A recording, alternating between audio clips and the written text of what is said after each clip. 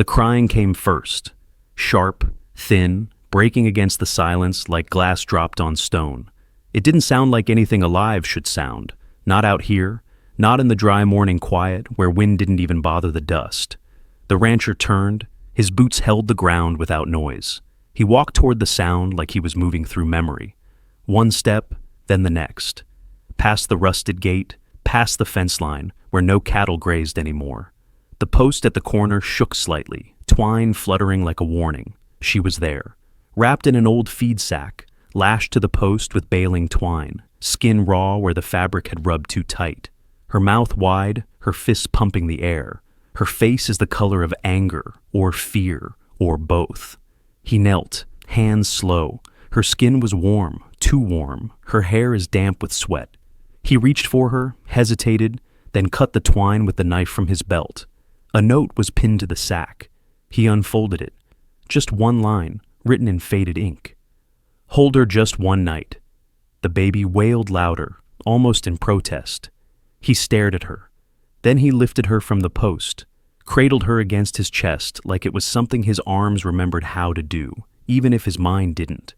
She quieted, not completely, but enough. His house sat back a ways, past the dead mesquite, past the ditch that hadn't held water in years. A small thing, 2 rooms now, after the fire. No pictures, no voices, just a roof that mostly held. He didn't look back at the fence. He didn't speak. Hadn't in 8 years. Not since the pine box and the church that burned and the 2 bodies they buried when the town still showed up for funerals. He stepped through the door with the baby against his chest. Inside was still and dry. A cold stove, 1 chair, a narrow cot. He laid the child down on a folded blanket and watched her eyes roll as she settled. Then tires on gravel. A truck slowing. Dust clouds thickened behind it. He moved to the window. Sheriff's truck. It rolled up near the fence line, just where the baby had been tied. The engine stopped. A door opened. Boots in dirt. Then a knock on the frame. "Holt," the sheriff called. "Are you there?" No answer. "We saw you pick it up. The baby." Still nothing. "You plan to keep it?" Holt didn't blink. The sheriff waited, hat in hand. "You want me to take her?" He tried again. The baby stirred, let out a thin whimper. Holt stepped back from the window. Inside, the silence pressed harder. The sheriff's voice faded, then the door of the truck slammed. Gravel spun under tires. Gone. He stood for a long time, just standing. The note lay where he dropped it. The baby fussed. He found an old basin, washes his hands slowly, boiled water in a kettle blackened from years of dust. Found a cracked cup and filled it. Let it cool. Used a rag to trickle drops into her mouth. Her lips moved like memory. He watched her. She watched him. Her eyes were too big for her face. Or, maybe, her face was too small for what she carried. She cried again that night. Not hard, not like before, but steady. Like her lungs were made for it. He sat with her, rocked her in the chair that used to hold his daughter. The same pattern on the cushion, the same creak in the wood. The fire in the stove kept flickering. Outside, the wind picked up. Dry branches scratched the siding, like nails trying to get in. He didn't sleep. By midnight, she was quiet again. Curled up against his chest, tiny fists pressed to his shirt. He looked down. She blinked at him once, like she knew him, or forgave him. He picked up the note, read it again. Hold her just one night. He fed it to the fire. It curled, blackened, vanished. At dawn, the light came pale and mean through the slats. He walked outside, baby wrapped in the only clean shirt he had. Something fluttered on the fence post again. Another note, nailed in the same place. He reached for it. "Thank you. Don't give her back." He stood there. Nothing moved. No cars, no footprints, no voices. The land was empty, like always. He turned. The sheriff's truck was parked farther down now, at the edge of the pasture, just watching. He raised the baby a little, let him see. The sheriff tipped his hat, didn't get out, just sat there, then drove away. Back inside, Holt folded up a box, laid in old towels, made a space near the stove. She slept. He sat beside her. No words, just breathe, and the quiet, and the sound of something coming back that he hadn't known he'd lost. The sun hadn't cleared the hills yet when the sheriff came back. Same truck, same boots, same slow way of standing, like he wasn't quite leaning and wasn't quite relaxed. The rancher stepped onto the porch, the baby wrapped in a flannel shirt against his chest. She stirred at the sound of gravel under tires, but didn't cry. Not yet. The sheriff didn't cut the engine this time, just rolled the window down halfway, hat still low. "That's yours now?" The rancher didn't answer, didn't blink either. The sheriff waited, then shifted the truck into park and opened the door. He stepped out slowly, walking up the path like it mattered how close he got. He stopped at the first step. "You know folks are already talking." The rancher looked down at the baby. She'd fallen back asleep. "I ain't saying you did anything wrong. I'm saying people around here don't care what's right." The rancher still didn't speak. "You know who she is?" Silence. "Hell, maybe you don't. Maybe that's why you took her. But if you do, if you've got even a clue, you best understand what that means." The baby let out a soft whimper, like something shifting in a bad dream. "Do you remember the Corbins?" No answer. The sheriff took a step up. "Big house, red brick, 40 miles east. Own half the timber rights and most of the water table." The rancher said nothing, just stood there. "They lost a daughter. Last year. Disappeared. The girl was pregnant." The sheriff stared at the bundle in his arms. "That baby's got their face." The rancher's jaw tensed. "I should call it in. But you know how this place works. Calls get heard by the wrong folks. Things get taken." Still, no words. The sheriff leaned in just a little. "I ain't come here for a fight, but you need to ask yourself if you're going to survive what comes next." The baby stirred again, small fists stretching. "You can't just raise someone else's war and think it'll die peacefully." The rancher's eyes moved then, not quick, just enough. The sheriff saw it, knew it meant something. He exhaled hard, stepped back down the stairs. "Burn the note," he said. "If you haven't already." He walked to the truck, climbed in, wait a moment, then drove away. The fire in the stove burned low that evening. He fed it dry pine and the last of the baling twine. The note from the fence was already gone, curled into black at the bottom of the ash pan. Only the second one remained, folded once in the pocket of his coat. "Thank you. Don't give her back." He didn't look at it again. He laid the baby in the box by the fire. She was warm now. Sleeping is easier. Her skin was less flushed. He had found powdered milk in the cabinet, long expired but sealed. She drank without choking. The room felt fuller than it had in years. He stared at the rocking chair across from him. Used to be his daughter's favorite. She'd sit in it for hours, talking to herself, pretending her stuffed rabbit could hear. He closed his eyes, then opened them again. The baby shifted in her sleep and made a small noise, like breath catching on memory. That's when the other sound came. It wasn't her. Not quite. It echoed, from the far side of the house, from beyond the walls. It was like a cry, but lower, rougher, too old to belong to a newborn, too wet to be the wind. He stood. The fire snapped, the kettle rattled, the cry came again. He grabbed the rifle, checked the chamber, stepped onto the porch. Dark out now, full, no stars, just clouds, too low and too still. The air pressed down on his lungs. Another cry, not a coyote, not any kind of animal he knew. He turned slowly, listening. The baby began to wail inside, loud, suddenly, frantic. He turned back toward the door, stepped inside, fast. She wasn't in the box. He stopped, his breath locked in his throat. Then, movement, she was there, against the back wall, somehow rolled from the box, though it was too far, too high. She lay there on her back, eyes wide, mouth open, screaming like something inside her had been cut loose. He dropped to his knees, lifted her, held her against his chest. Her heartbeat was fast, too fast. He rocked her, trying to keep his own breath steady. Outside, another sound, a slam, wood. Like the barn door catching wind, only there was no wind. He pressed his back to the wall and waited. Nothing. Came. He didn't sleep that night, sat in the rocker, held her through every sob, every twitch. She stopped crying just before dawn. He didn't. But the tears never reached his face, just stayed where they always had, somewhere behind the silence. He hadn't spoken in years, not even to himself. But when the sun finally broke through the window, he looked down at her and whispered, almost without meaning to, "You made it." The word left his mouth dry, cracked, like it had come from someone else. She blinked up at him. The fire had gone out. The room was cold again. But something inside him was different. One night?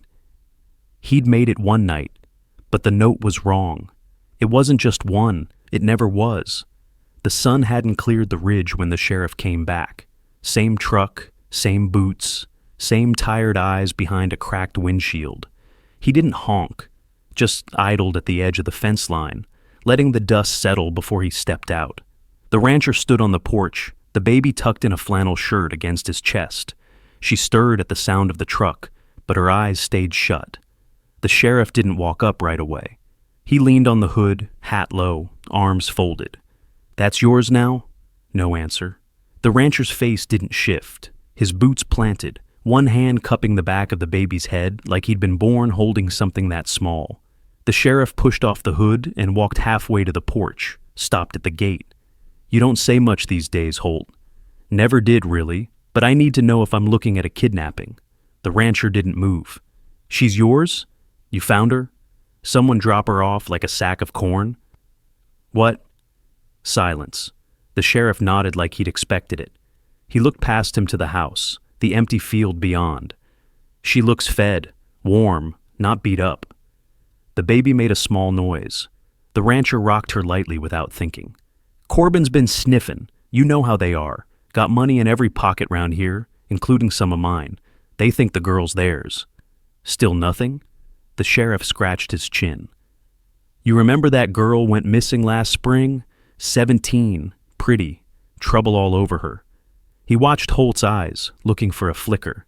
"She was pregnant when she left. Nobody said it out loud, but folks knew. Folks always know." The rancher blinked slowly. "They think this baby's hers.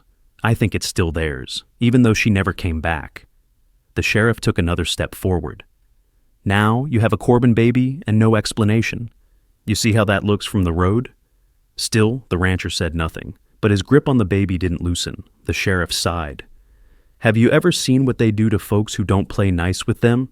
You remember the Jacobs boy? Gone, just gone, no noise, no cross put up either." The baby let out a weak cry, more breath than sound.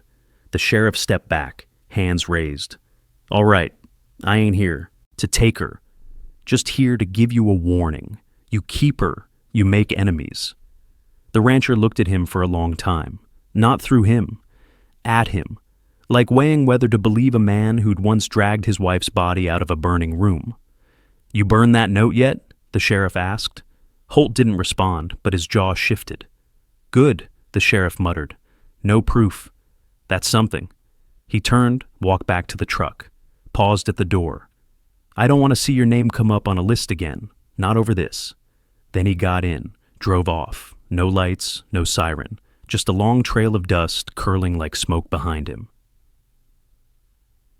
Inside, the fire was low. He fed it pine shavings and the last of the split kindling. The baby fussed as he changed her wrappings, made do with cut strips from an old undershirt. She blinked up at him, tiny mouth puckered like she was about to say something ancient. He boiled water, poured it into the tin cup, added the last of the powdered milk, stirred it with the butt of a spoon.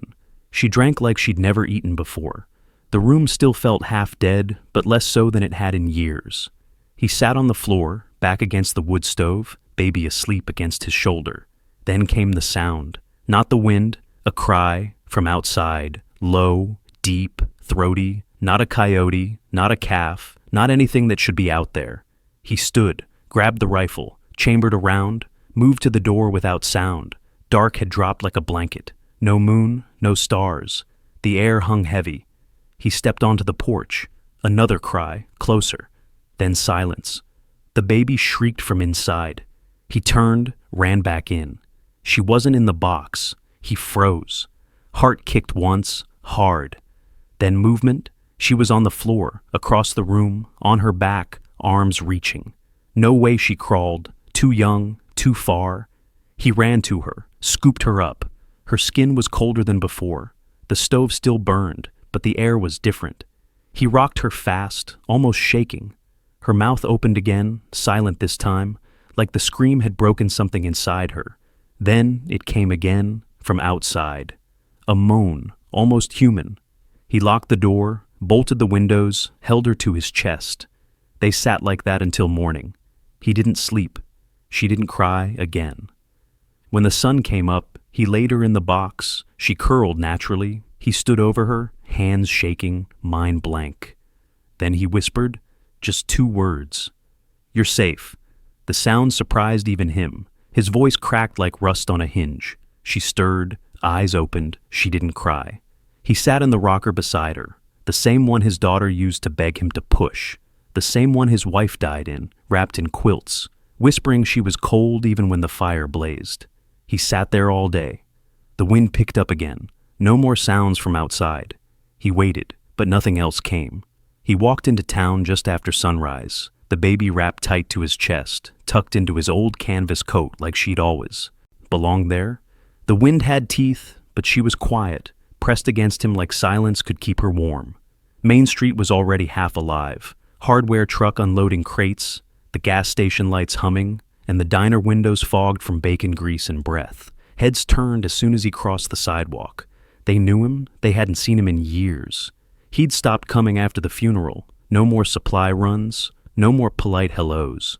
The grocery left his bag out back once a month, and no one asked questions. Until now. He stepped into the diner. Bell chimed overhead. Conversation stopped. It was quiet for half a second longer than it should have been. He moved slowly, boots heavy on the tile. The baby made a soft sound. Not quite a cry, not quite a yawn, just enough for everyone to hear. He sat at the corner booth, same one he used to sit in with his wife. The waitress, same one from back then, name tag still said June, came over with a pad she didn't use. She stared at the baby, then at him, then back at the baby. "Well, I'll be damned," she muttered. He said nothing.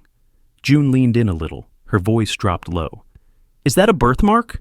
She nodded at the red shape on the baby's temple, small like a flower petal pressed into skin. He didn't respond.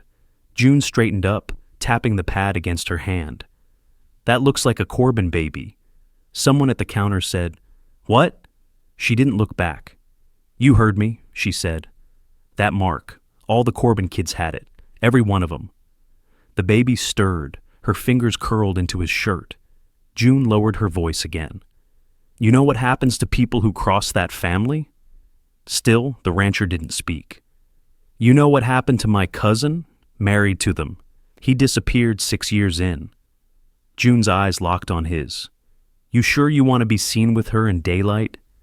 The bell over the door rang again. Someone walked in. Didn't order, just stood there, watching. Another local, eyes flicked down to the baby, then away. Whispers. "That can't be. No one's seen Holt since. Where'd he find her?" He looked out the window. The town felt smaller than it used to. Same buildings, same faces, but smaller, like it had curled in on itself over time. June poured him coffee, set it down without asking. Her hands trembled just a bit. "I hope you know what you're doing," she said. He didn't. He sipped the coffee anyway. The baby's eyes fluttered open. She looked around like she understood more than she should. He felt it again, that quiet pull, like the ground had shifted just enough to make standing feel off balance. "Name her yet?" June asked, softer this time. He shook his head. "She got one?" He didn't answer. "Well, someone will." She walked away. The door opened again. Cold air swept in. This time it was the mailman. The big man always wore the same brown cap. He stopped just inside, looked, straight at the child, said nothing, but his mouth tightened. "Thought that family sent their girls away when they got in trouble," he said, to no one in particular. The baby blinked. The rancher stood, paid in cash, left the coins on the table. He stepped back onto the sidewalk. Eyes followed him down the street. He passed the feed store, then the church, then the rusted pump that used to water the horses.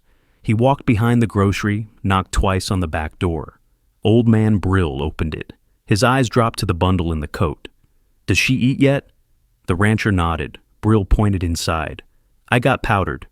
Fresh." The rancher stepped in, ducking under the low frame. Brill closed the door behind him. You know who she is, right?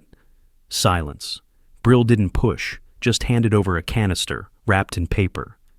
Don't let them see her too much, not yet. The rancher tucked it under his arm. She looks like her, Brill said, voice low. The rancher looked up. Your girl, that same stare? His mouth went dry. He turned and walked out. The sun was higher now, light hitting the town with the kind of honesty only morning brings. Made things look sharper, made guilt harder to hide. He walked past the post office, past the burned-out lot where the old hotel once stood. Then he heard it, a voice behind him. Hey, Holt! He stopped, turned. It was Wade Corbin, black jacket, fancy belt. Same slow swagger he'd had since high school. Son of the man who owned everything from the mill to the courthouse steps. Wade looked at the baby, smirked. Cute kid. No response. Wade took a step closer. Funny thing, we lost one of ours last year. My cousin. A girl named Lila. The rancher's face didn't move. She ran off, pregnant. No one ever found her. He reached out, slow, toward the baby. The rancher shifted, one step back. Wade's smile faded. You sure that's not my blood you're carrying?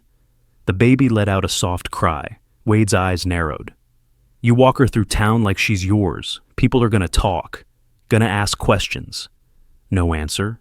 Wade's voice dropped. I'd think hard about that if I were you. The rancher stared at him. Wade waited, but there was no fear in the stare. No apology. Just the same blank silence that had buried men deeper than bullets ever could. Wade stepped back.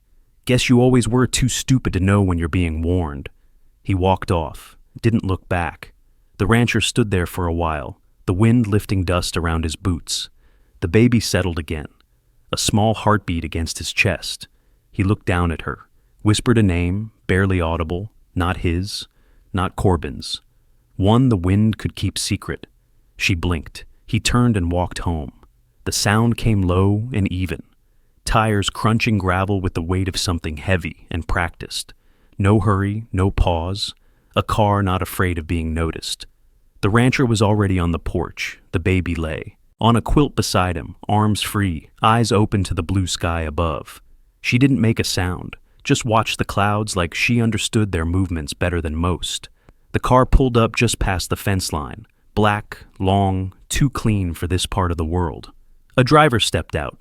Didn't look at anyone, just opened the back door, and then he came. Lucian Corbin, tall, broad-shouldered, dressed in a black coat that looked like it had never seen dust. His face was pale and tight like paper stretched too far, and his hands didn't swing when he walked. He took the steps one at a time, no creaks, just the weight of certainty. The rancher didn't move. Lucian looked down at the baby, then at the rancher, then at the baby again. This stops tonight, Lucian said. Silence. You're not stupid, he added, so I won't waste breath explaining who she is. The rancher sat still, arms across his chest, eyes steady. She's not yours, Lucian said. No answer. He knelt, slow, beside the child, close enough that his shadow covered her. She blinked, but didn't cry. Your silence doesn't scare me, Lucian said. Men like you think quiet means power. It doesn't. It means cowardice. Still nothing. Lucian reached toward the baby. The rancher moved, just an inch, just enough. Lucian stopped. She's Corbin blood. That means something in this town. He stood again, brushing his knees. Keeping her makes you a thief, and we know what happens to thieves. The rancher didn't blink. He just reached down, and the baby's hand closed around his thumb. Lucian saw it. Something flickered in his face. Not fear, not quite. You think that means anything? He asked. That's a reflex. She'd grab a fence post if it was close enough. Still no answer. You think she loves you? Lucienne said. That's laughable. She's 3 days old. The baby cooed, a tiny high sound. Lucian looked down again. You can't protect her. The rancher's jaw flexed, a small movement, but loud in the silence. Lucian leaned in. We've buried whole families for less. The rancher's eyes didn't move, didn't flinch, didn't shift. Lucian stepped back. You'll bring her to the south gate by sundown. No need for theatrics. The rancher exhaled through his nose, slow, deep. Lucian stared. You think this is brave? It's not. It's stupid. He turned, walked down the steps like the earth was his and always had been. Before getting in the car, he said one more thing. She's not your daughter. She never will be. The door shut. The car drove off. Dust rose behind it, then settled like nothing had ever come. The rancher didn't move. The baby still held his thumb. He looked down at her. She stared back. No fear in her face. Just calm. Like she trusted him more than she trusted the sky. He carried her inside, lit the stove, fed the fire until it roared, found the shotgun, loaded it slowly, checked. The sights. He sat in the rocker, baby in one arm, gun resting across his knees. He didn't pace, didn't plan, just wait. By nightfall, the baby was asleep again. Arms relaxed, no tension in her jaw. But the rancher stayed awake. He didn't speak. I didn't need to. His eyes had said everything. Try me. The knock came just past midnight. Slow. Even. Not scared, not rushed. Just 3 soft thuds against the old wood door like someone had done it 100 times before. The rancher didn't move right away. He sat in the rocker, the baby asleep in his arms, the fire low and flickering shadows across the walls. The shotgun rested within reach. The silence in the room was heavy, but not alone. It carried something with it now, watchful, ready. The knock came again. He stood. Crossed the floor in 4 quiet steps. Didn't ask who it was. Just opened the door. She stood there in the dark, one eye missing behind a mess of scar tissue, the other sharp and pale as a knife's edge. Her coat was too big, frayed at the cuffs, dusted in road salt and memory. She didn't smile, didn't blink, just nodded once like he'd been expecting her, even if he didn't know it.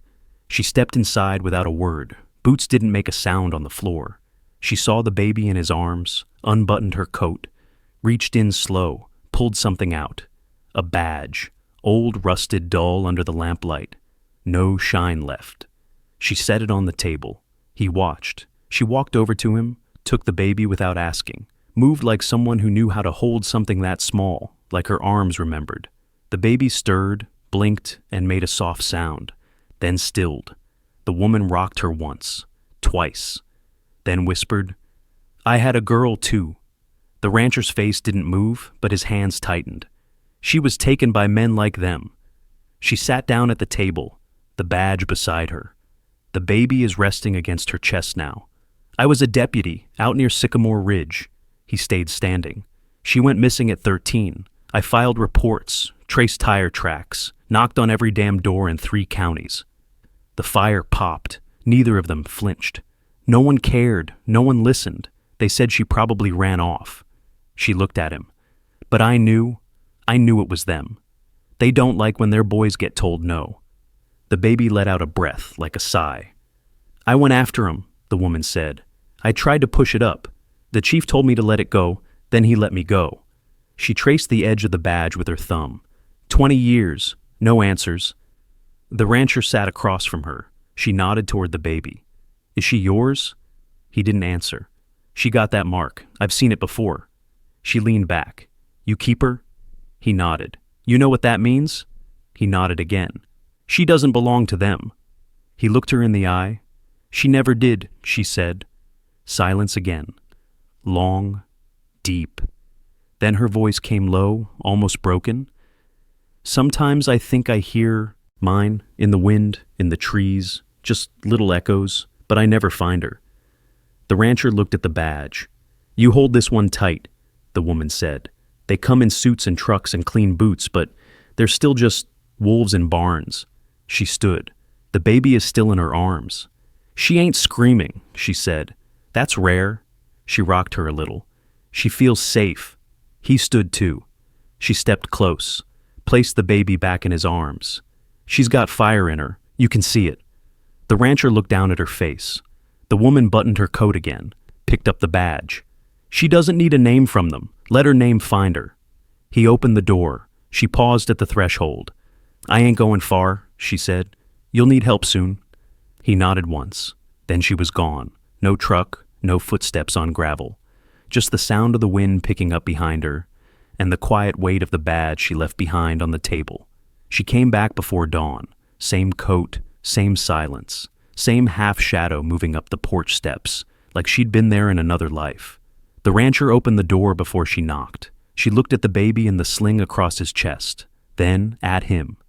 "Get your shovel." He didn't ask why. Inside, the fire from the night before had settled into embers. He added pine. I watched the flame come up again, low and slow. The baby stirred, then went quiet. He took his coat from the hook, checked the edge of the shovel with one thumb. The woman waited at the truck. This one was different than before. Older, flatbed, dense like bruises along both sides. The tailgate held an old blanket and a rusted gas can. She got in the passenger side. He followed. They didn't speak until the road lost its gravel and became a path. She looked out the window. The sky was turning, thin light peeling over the hills. "There was a church out here once," she said. "Small, painted white, slanted roof, no sign, no bells. Just a place to tuck girls where nobody'd see." The rancher glanced at her. "They called it Holy Mercy. It wasn't." She didn't blink. "They brought girls from the next town over. Drunks, runaways, or just ones who said no when they were supposed to say yes." The truck bounced over a rut.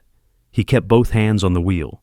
"One night it burned, the whole place. Smoke choked out the trees for miles. But nobody called it arson. They said it was God's will." She paused.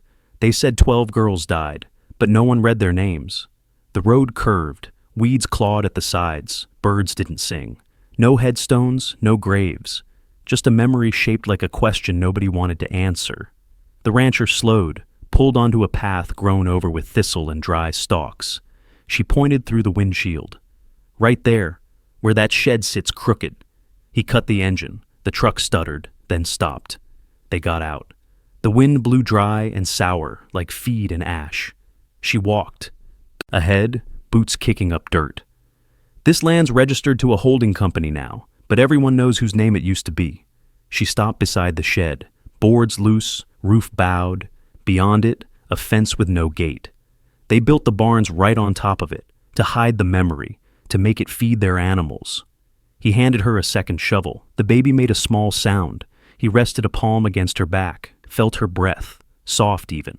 They started to dig. No words, just the rhythm of work, steel breaking earth, bones bracing against time. The soil was packed, hard, unwilling. "She might be here," the woman said, low. "My girl." He didn't ask how she'd know. She dug harder. Minutes passed, then an hour. The sun rose behind gray clouds. Sweat darkened her collar. Then her shovel struck something soft.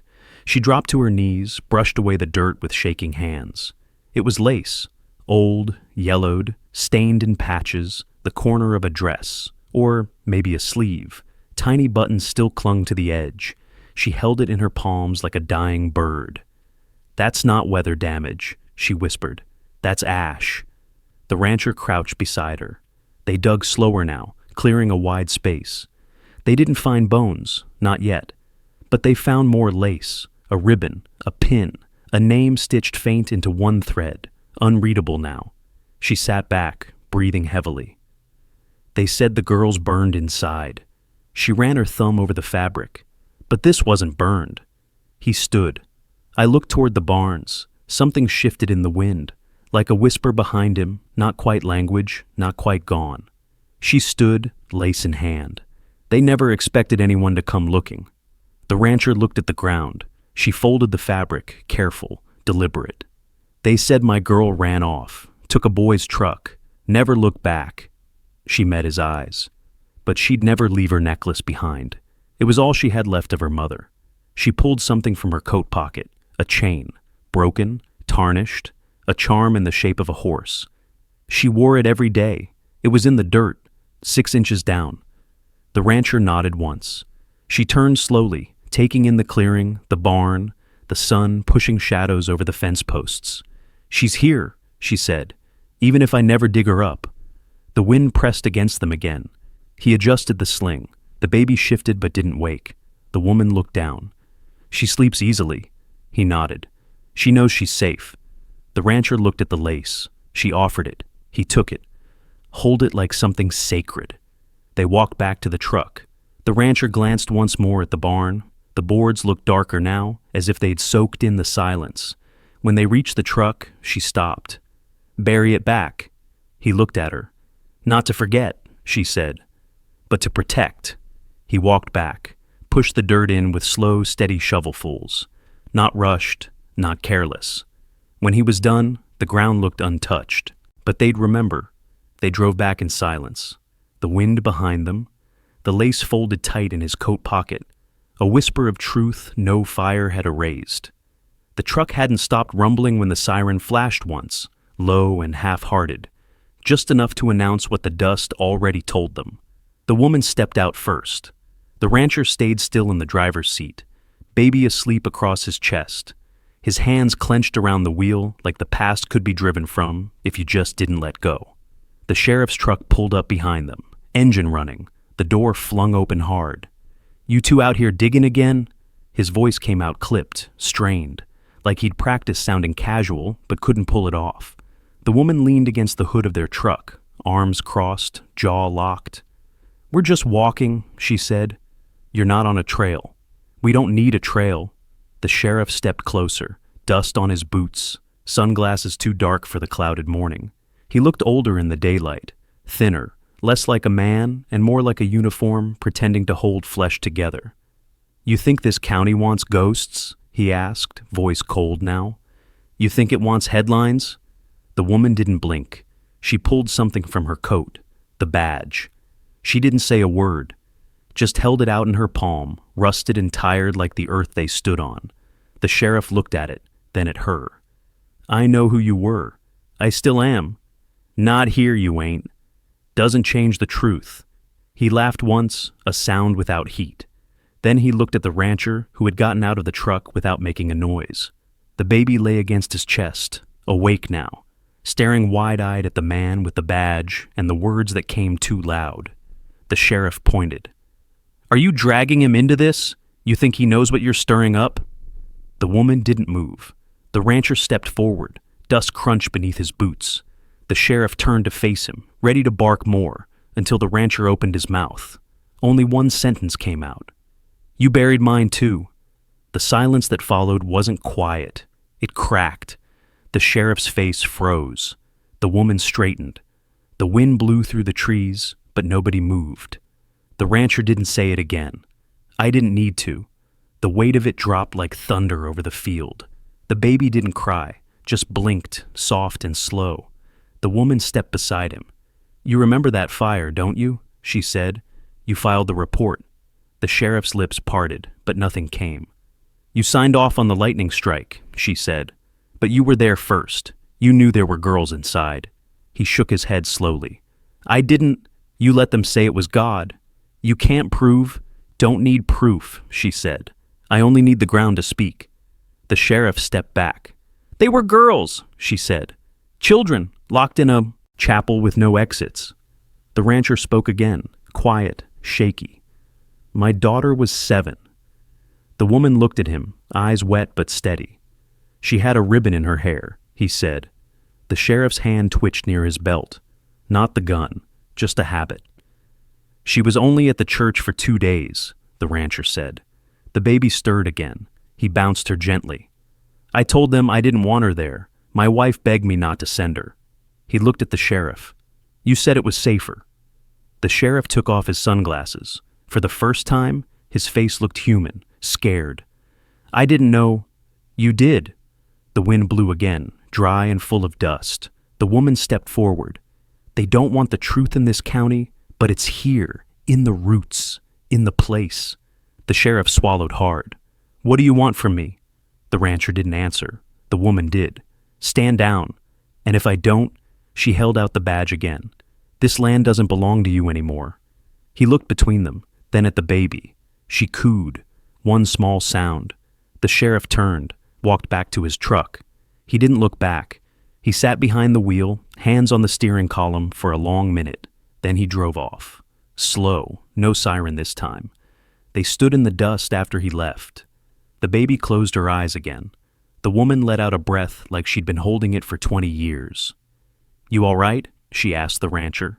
He didn't answer, but he reached into his coat, pulled out the piece of lace, held it in both hands like a memory he was finally ready to carry. The baby was gone. The rancher knew before he opened his eyes. The house was too quiet, too still. No soft rustle of breath against his chest. No tiny shifting weight. No coo that usually came right before dawn. Just air, cold and empty, pressing down on him like a slab. He bolted upright. The sling was still wrapped around him, but it hung limp, hollow. The crib, empty. The blankets, gone. The front door, wide open, banging gently against the wall. Outside, the sky was pale and mean. Wind cut across the yard. The fence line sat still. Smoke? He caught it a second later, sharp, acrid. Not from the stove, from the barn. He ran. Boots barely touched the earth as he crossed the pasture, arms pumping, lungs pulling smoke with every breath. Flames danced high along the rafters. The air roared like a beast behind the boards. Fire licked at the sky, black smoke curling toward the heavens, with a hunger that felt almost personal. They'd set it in the night. Kerosene in the hay, oil along the posts. He didn't need to see footprints. He already knew. Corbin's men. They didn't take her to raise her. They took her to erase her. By the time he reached the barn, the roof had already collapsed. The heat drove him back. He fell to his knees in the dirt, eyes burning. A truck engine in the distance. Not Corbin's. The woman. She came skidding to a stop beside him. Jumped out, shotgun in hand. What happened? He couldn't speak. Just pointed at the crib, the door, the fire. She stared at the blaze, face tightening. Then she turned to him, voice low and certain. They have her? His shoulders shook. She knelt beside him. We get her back, today, before they try to make her disappear. She opened the truck's back compartment, laid out a long metal box, popped it open. Inside were weapons, old, worn, cared for. Where? He rasped, first word since the sheriff. She glanced at him. The governor's benefit. He blinked. Tonight, she said. Corbin's throwing it, on that stolen hilltop, where the old graveyard used to be. You know the one. He nodded. They'll bring her there, she said. Symbolic. They like their performances. He stood. Rage stiffened his limbs. Every movement now had gravity. The woman loaded the truck fast. Ammo, tools, one pair of handcuffs, one old vest. Are you riding with me? He looked at the barn one last time, flames cracking bones of timber. He didn't nod. He just climbed in. They drove without words. The landscape rolled past. Fields once planted by calloused hands now fenced in with Corbin barbed wire. Barns turned to meeting halls, wells capped with concrete. They took everything, she said. Not just land, memory, story, truth. The rancher stared ahead, eyes locked. She looked at him. You know they won't hand her over.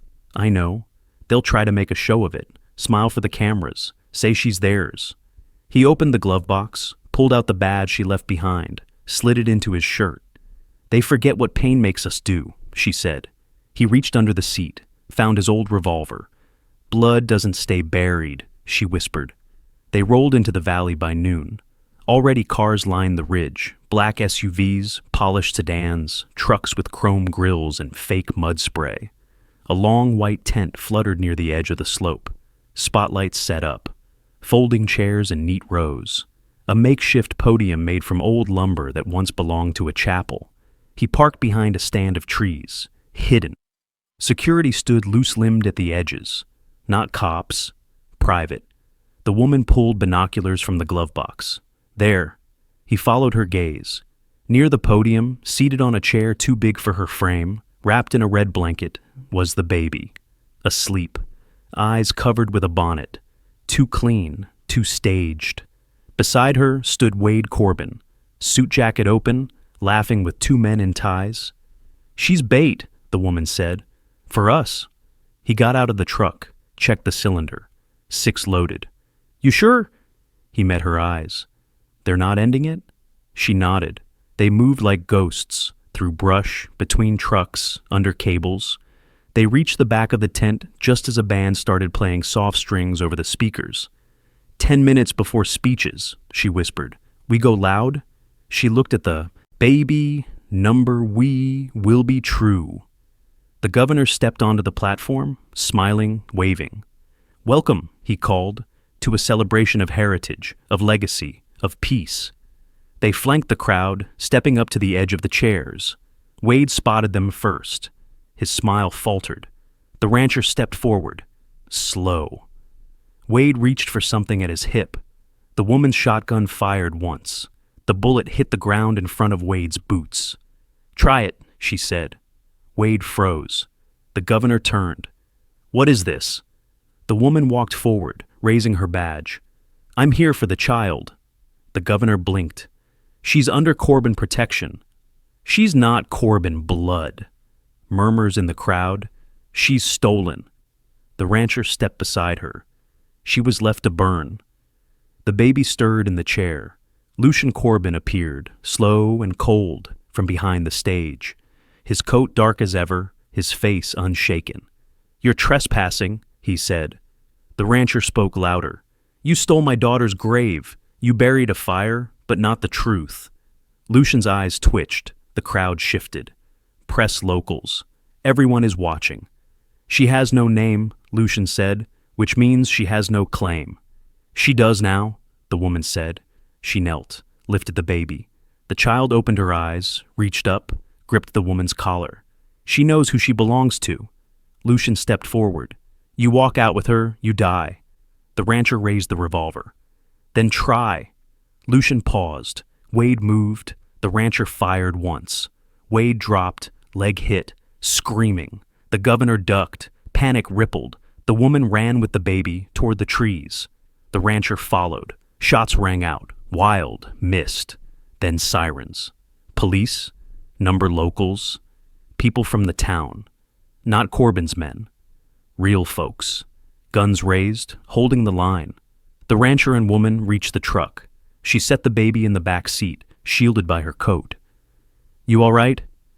He looked at the blood on her arm. A graze. Nothing deep. "They don't get to end the story this time," she growled. He looked at her. Then at the baby. Then back at the fire behind them, burning bright under all the polished speeches. "Time to make it ours again." They drove off. Behind them, truth started to bleed through the seams of power, and it didn't stop. The banner above the stage read, "Children First, a new day for the forgotten." A line of folding chairs stretched across the lawn in tight, straight rows. Balloons in pale yellow and soft blue fluttered from plastic poles. At the front stood a temporary platform, wide and high, backed by a flag, a podium, and a crowd that had no idea what it was about to witness. The woman in pearls smiled like her life depended on it. Her voice rang out through tinny speakers as she held the baby aloft. "This child," she said, pausing to draw breath, "was found in the wilds, abandoned, helpless. But thanks to the diligence of the Corbin Foundation and our deep-rooted sense of responsibility to the young and lost, she has now been rescued." Applause followed, measured, controlled, too neat to be real. The baby didn't cry, but she didn't smile either. Her eyes drifted over the crowd. She was dressed in white now, pressed linen, hair brushed smooth, bonnet tied tight. The woman in pearls turned her slightly to the press. "We believe she comes from tragic beginnings, but today we gave her something new, a name, a place, a future." The rancher stood at the back of the crowd, hat low, eyes fixed. In his hand, a folded letter. In his coat, the shotgun. Beside him, the woman with one eye watched the stage without blinking. "That's not her name," she said quietly. "She's not theirs," the rancher said, "and never was." The woman in pearls continued unaware. "We've chosen to call her Mary Pearl Corbin in honor of the legacy she joins." The name hit the microphone with a sharp finality. Like a gavel, the rancher started walking. No rush, no storm, just movement. The crowd parted in confusion, then in fear. People turned, recognized him. Some whispered, some stood. By the time he reached the first row, the murmuring had spread all the way to the press tent. The woman in pearls faltered. Security moved. The rancher climbed the steps. Two men tried to intercept him, one with a badge on a lanyard, the other with a radio clipped to his belt. He didn't lift the shotgun. He didn't need to. He just looked. They stepped back. The baby saw him, reached. He stopped. The woman with one eye stepped up beside him. Her boots thudded on the stage like thunder. The woman in pearls took a step back. I don't believe, she began. Don't, the woman said. Don't believe. Don't pretend. She pulled a folded piece of paper from her coat, edges worn, ink smudged. I found this, she said, holding it up. Same place you dumped her mother's name. Same dirt you burned girls into silence. One of the photographers lowered his camera. A hush spread. The rancher opened the letter. I don't talk much, he said. But this needs saying. He read slowly. This child was left at my fence 3 weeks ago. The note said, hold her just one night. She stayed more than that. The wind picked up. She was hungry, cold, but she was strong. He paused. She's not Mary Pearl. She's not Corbin. She's not yours. The woman in pearls tried to respond. The mic hissed, then cut. This is her name, the rancher continued, given by the only people who've held her without lying. He handed the letter to the press table. The woman beside him raised the birth certificate high. Her mother's name is Lila Jean Norwood. She was 17. She was sent away when she got pregnant. She tried to come back. Her voice didn't shake. She died 2 miles from here, buried behind a feed shed. No one claimed her. The baby let out a sound then. Not a cry, not laughter, just something alive, like breath and memory mixed. The woman in pearls turned pale. She's ours, the woman said, and she's theirs too. All the girls who were forgotten, all the daughters left without names. Someone in the crowd stood, then another. A few clapped, then more. It wasn't a celebration, it was defiance. Security didn't move. The rancher stepped forward, reached out. The woman in pearls didn't resist. She handed over the baby. He held her to his chest. She nestled there like she remembered. The woman with one eye turned to the press. You want your headline? She asked. Write this down. Truth doesn't stay buried. The sheriff arrived too late. He stood at the edge of the stage, eyes scanning the scene, one hand resting on his hip. He didn't move forward. He didn't say a word. He just nodded once. Then I walked away. By sunset, the field had emptied. The baby slept in the truck, wrapped in the same flannel from the night she arrived. The woman with one eye stood beside the rancher, both leaning against the tailgate. You knew it had to be public, she said. He nodded. She needed her name spoken out loud. She needed someone to say it without fear. They stood quiet for a while. The hills rolled on in the distance. She's not just one night, he said. Number? She never was. She's all of them. The woman nodded. She is. He looked down at the piece of lace still folded in his pocket. She'll grow up knowing. The woman looked at him. She already does. There was nothing left of the house. Where the porch once stood was a patch of scorched dirt, brittle and cracked. The barn was gone too, its ashes blown out across the pasture like a storm that had taken its time. The old swing still hung from the mesquite tree, half charred, creaking gently in the breeze. But he didn't look back anymore. The rancher stood on a new patch of land now, wider, higher up, where the wind moved more freely and the soil hadn't yet been stained by history. He bought it with a name no one could argue against. Paperwork done quietly, just weeks after the benefit. The title deed tucked in a drawer that didn't lock. He built slowly, by hand, one nail at a time. The cabin started with 4 walls, then a porch, then a fence. Not to keep people out, just to mark a space that meant something. The baby, no, the girl now, walked the length of that fence every morning, hands out, brushing the wood with her fingers like it whispered to her. She didn't cry anymore when the wind blew. She didn't wake screaming. She slept through the night most days. And when she woke, she looked for him first. The woman with one eye came often, not every day, but often enough that the child reached for her when she arrived. They brought water up from the creek, planted seeds that hadn't sprouted yet, sat in the shade with stories that didn't need to be told aloud. The girl had a corner of the house all to herself. Not big, just a space with a quilt and a chair and a wooden box of things the rancher carved when she napped. Animals, tiny fence posts, a crooked little badge. She held them all like treasure. The sheriff was gone. Official word said he resigned, packed up and vanished. No goodbye, no explanation, no replacement yet either. Rumor said the investigation broke him. Corbin land was under review, titles pulled, taxes audited. A few barns were knocked down by court order. One of the feed sheds burned mysteriously. No one claimed responsibility. Wade was seen last heading north, face still limping from the bullet that missed his femur, but not his pride. No one stopped him. No one welcomed him either. Lucian hadn't shown himself since the stage. Word was he'd holed up in his compound and left town affairs to lawyers. But the town had changed, not all at once, not like a movie, but in small ways. The diner waitress started wearing her hair down again. The postman stopped whispering. A girl who once wore sleeves in summer let her arms show. The town had remembered it had a spine. Sometimes it only takes a name being said out loud. The rancher still didn't talk much, but he didn't need to. He walked the girl through the garden, helped her plant rows with her small hands in the dirt.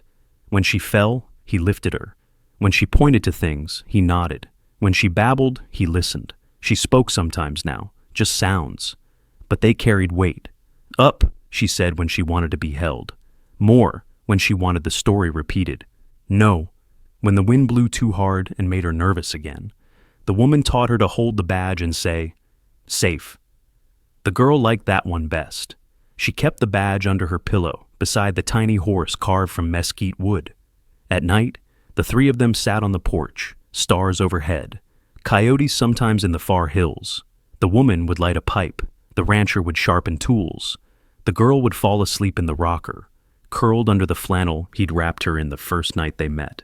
"She's not haunted," the woman said one night, watching her. "No," he answered. "She's held, that's different." He nodded. "She'll grow up knowing the truth," she added. "That's more than most get." He glanced down at the girl's sleeping face. "She already does." A beat of silence passed between them. "You think she'll remember any of it?" He looked out at the fence line, then at the trees behind. "She remembers what matters." The woman exhaled. "She looks like her mother." He didn't answer. He didn't have to. The new house smelled like pine and soap. The walls held their warmth. The roof didn't leak. It wasn't the house he lost. But it wasn't built on sorrow either. One morning, just after the frost began to leave the ground, the girl took her first steps alone down the center path. The sun was sharp, lighting up everything in gold. She held one of the carved horses in her fist. She toddled halfway to the fence, then turned, eyes wide, pointing. The rancher stepped onto the porch. The woman came beside him. They both watched. The girl pointed again, this time at the far fence post, the one where it all began. She smiled, then said it, clear, software first time. "Mama." The woman inhaled sharply. The rancher's hand twitched at his side. The girl looked at them. "Mama," she said again. Neither corrected her. The rancher didn't speak. He didn't need to. He just walked toward her, slow and sure, boots steady in the earth. He scooped her up, held her against his chest. She tucked her head under his chin like always.